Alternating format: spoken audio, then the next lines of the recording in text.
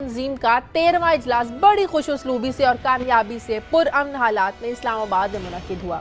22 साल के बाद इस्लामाबाद में होने वाले इस इजलास की सदारत वज़ीर आज़म पाकिस्तान मियां मोहम्मद नवाज शरीफ ने की। इजलास में 8 रुकनी तंजीम के 7 सदूर वज़ीर आज़म और एक मुल्क अफगानिस्तान के खुसूसी नुमाइंदे ने शिरकत की। इस्लामाबाद में ECO के इजलास से अगर कोई परेशान था तो वो सिर्फ हमारा हमसाया मुल्क भारत था।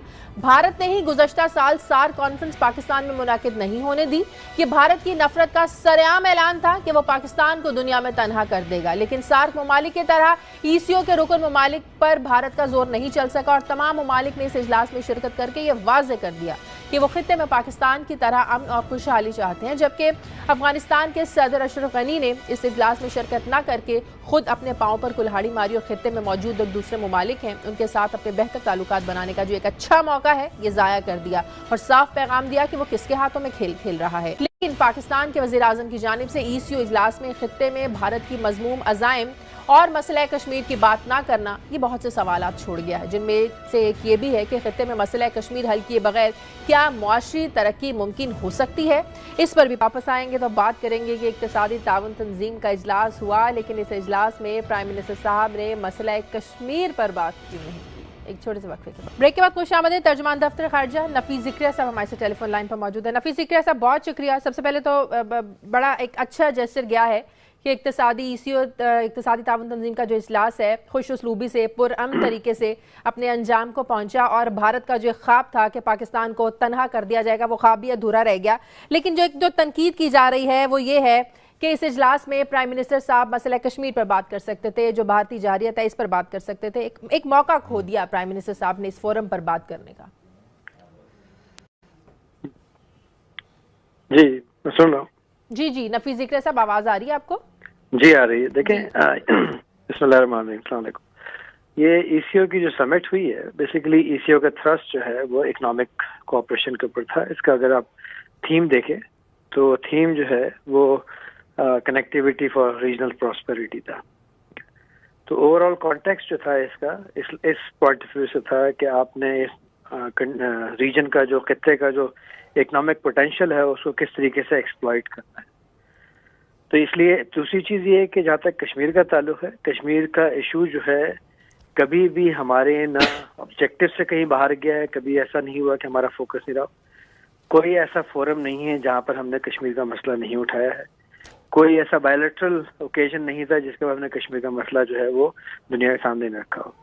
तो मैं समझता हूँ कश्मीर का मसले को हमने बहुत मौसर तरीके से हुकूमत ने हर सतह पर हर लेवल के ऊपर जो है उसको रेस किया है, हर फोरम पर रेस किया है। अच्छा, आप नहीं समझते कि अफगानिस्तान के सदर ने इस कॉन्फ्रेंस में शिरकत ना करके गैर संजीदगी का पैगाम दिया है? देखें अफगानिस्तान एक सॉवरेन कंट्री है और उनका जो भी फैसला है उन्होंने अपने अंदरूनी और बैरूनी जो तरजीहात है और जो मामलात हैं उनको मद्देनजर रखते हुए किया होगा। इसलिए मैं ज़ाहिर सा उसके ऊपर कमेंट नहीं कर सकूँगा। लेकिन एक बात तो है कि अफगानिस्तान की नुमाइंदगी जो है वो हुई इस समिट के अंदर हर स्टेज के ऊपर, चाहे वो सीनियर ऑफिशियल मीटिंग थी या काउंसिल मिनिस्टर मीटिंग थी या समिट, और इसमें जो फैसले हैं उनमें उनकी जो है रजामंदी शामिल रही है और जो भी आउटकम है वो उसका हिस्सा है। ठीक है, बहुत शुक्रिया नफीस ज़िक्रिया साहब आपका। खावर, इक़्तिसादी तरक्की आप समझते हैं कि मसला कश्मीर के हल के बगैर मुमकिन है? बिल्कुल नहीं है। और इस टाइम हिते का जो सबसे बड़ा इशू है वो है ही मसला कश्मीर, जो कि मसला कश्मीर है। कश्मीर के अंदर जो आजकल हालात चल रहे हैं वहाँ पे जो वंस अगेन वहाँ पे जो सारी राइज चल रही है, वहाँ पे जो मूवमेंट दोबारा से जागी हुई है, और उस वक्त उस इशू पे बात ना करना मेरे ख्याल में ये बहुत बड़ी ज्यादती की है कश्मीरियों के साथ। लेकिन हम इस पे हैरान क्यों हैं? जब प्राइम मिनिस्टर साहब अभी रिसेंटली टर्की में जब वो दौरे पे थे उनसे सवाल किया गया कि आप भारत के बारे में क्यों नहीं बात करते, उन्होंने कहा जी हमने वोट लिया है भारत से दोस्ती करने का, उनके साथ हालात खराब करने का नहीं है। तो वो कोई ऐसी बात करेंगे जहां से आपकी वो भारत के साथ दोस्ती खराब होगी? तो प्राइम मिनिस्टर साहब तो बहुत क्लियर हैं इस इशू के ऊपर, हम हूं या ना हूं।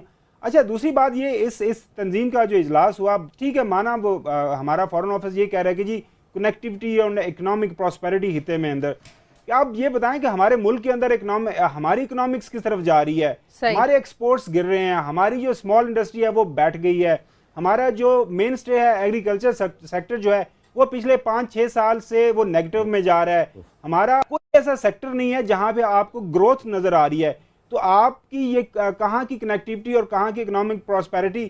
ہاں یہ اچھا ہوا کہ آپ نے 1-2 دن اسلام آباد کے اندر کرفیو لگا لیا اور پوری دنیا کو یہ میسج دیا کہ ہمارے ملک کے اندر فارنرز آئے ہوئے ہیں. اب یہ 3, 4, 5, 6 ہمارے جو سینٹرل ایشین اسٹیٹس ہیں, اب چھوٹی اسٹیٹس ہیں, اس پہ میرے خیال میں خلالی صاحب زیادہ بہتر طریقے سے روشنی ڈال سکتے ہیں. میرے نزدیک تو بس ایک ایونٹ تھا اور دیٹس اٹ. اب ہمارا جو ایشو چل رہا ہے وہ افغانستان کے ساتھ, افغان پریزیڈنٹ نہیں آیا, وہ انڈر انڈین انفلوئنس نہیں آیا, یہ ساری دنیا کو پتہ ہے, انڈینز نے ان کو منع کیا, وہ پریزیڈنٹ اشرف غنی نہیں آپ کے پاس آئے, بات ختم. تو باقی ہم نے وہ ڈرامہ کیا, چلیں ٹھیک ہے, لوگ آئے, بات چیت ہوئی, ایک میٹنگ ہوئی, ہم نے دنیا کو میسج بھجوایا کہ ہم اکیلے نہیں ہیں. مان لیتے ہیں آپ ہماری گورنمنٹ کی بات کہ ہم اکیلے نہیں ہیں. جی ہلالی صاحب, ایٹ لیسٹ بھارت کو یہ میسج گیا ہے کہ جو خطے میں بھارت کو, پاکستان کو تنہا کرنا چاہتا ہے وہ ممکن نہیں ہے. میں شازیہ اس سے پہلے میں آپ کو بتاؤں کہ میں دوسرا آدمی تھا جو ایڈیشنل سیکرٹری تھا ECO کا 1992 میں, اور اس وقت سے میرا انوالومنٹ ECO میں ایک تو فشری رہا ہے اور پھر کچھ انٹرسٹ بھی رہا ہے. میں نے ECO کو سم اپ کیا تھا ایک دفعہ جب مجھے بے نظیر نے پوچھا تھا what you think of ECO, تو میں آپ کو کھڑا کر کے بتانا چاہتا ہوں, میں نے یہ لکھا تھا EC = 0. یہ ECO کے پہلے میں نے ایکول سائن ڈال دیا تھا. اس لیے شازیہ کہ باتیں بہت ہوتی ہیں, میں آپ کو بتا نہیں سکتا ہوں کتنے اگریمنٹس میں نے آن پاکستان کے بہاف پہ سائن کیا تھا اور نیگوشیٹ کیا تھا. کچھ نہیں ہوتا. کوادریلیٹرل اگریمنٹ, ٹرائی لیٹرل اگریمنٹ, کچھ نہیں ہوتا. منیمم ٹریڈ ہے اور منیمم کمیونیکیشن لنکس ہیں. اب آپ آ جائیں اس سمے, پھر بھی it's a good thing to have, مانے کہ اچھا ہے, ان کے ساتھ ہمارے تعلقات اچھے ہوتے ہیں, وزٹس ہوتے ہیں, لوگ آتے ہیں, بات کرتے ہیں, اور نیبرہڈ کے ساتھ اچھا ہے لنکس رکھنا. مگر آپ نے جو بات کی شروع میں کشمیر کے بارے میں, بھائی کشمیر کے بارے میں تو مینشن نہیں ہوا, مگر نگونو کاراباخ کے بارے میں مینشن آ گیا.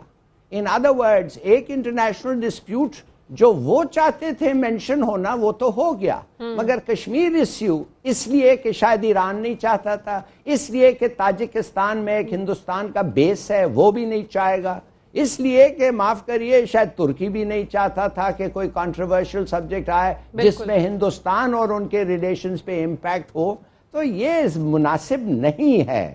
دیکھیے کشمیر سے زیادہ امپورٹنٹ اور پرانا کون سا ڈسپیوٹ ہے جو مسلم ورلڈ کو, پیلسٹائن اینڈ کشمیر, یہ ایک بریتھ میں لوگ کہتے ہیں, یہ 2 ایشوز ہیں. اور ہمارے لیے خاص طور اب جب ایک نیا جان اور جوش اور ولولہ کشمیر میں آیا ہے, میرے خیال میں ہم زیادہ کوشش کرنا تھا ٹو ریز دی ایشو, اور اتنی کوشش کرنی تھی کہ جن لوگوں نے ویٹو کیا, میں نہیں کہتا کہ ہم کامیاب ہو جاتے, مگر جن لوگوں نے اس کو ویٹو کیا کم سے کم ہمارے پبلک کو سامنے آتے اور ان کو ہم دیکھتے اور ان کو ہم آئیڈینٹیفائی کرتے. یہ نہیں ہے جا کے 4 دیواروں کے پیچھے جا کے کہہ دیں نہیں یار مہربانی سے یہ نہ کریں. ایران کو جیسے آپ جانتے ہیں, ایران کے ساتھ تو بہت بڑا اگریمنٹ ہے انڈیا کا, ان کے پاس ایک اسٹریٹجک ڈیفنس اگریمنٹ ہے. اور پھر میں ریپیٹ کرتا ہوں, تاجکستان میں Indian troops, Indian forces, Indian planes base ہو سکتے ہیں. تو یہ سب باتیں ہیں جو میرے خیال میں لوگوں کو پتہ ہونا چاہیے. ٹھیک ہے, بہت